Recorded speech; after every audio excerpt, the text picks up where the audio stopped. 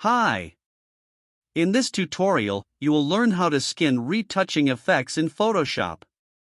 Let's get started.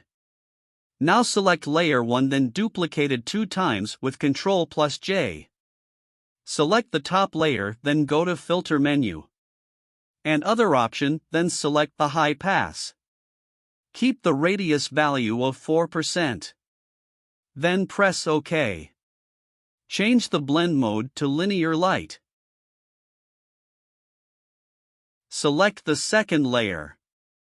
And go to Blur Gaussian Blur. Keep the radius value of 20%. Then press OK. Group the layer. Rename the group to Effect. Add the layer mask to the group.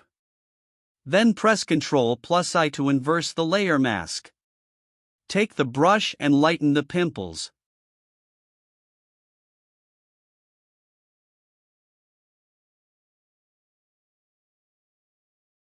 Again the same layer. Go to Blur Gaussian Blur.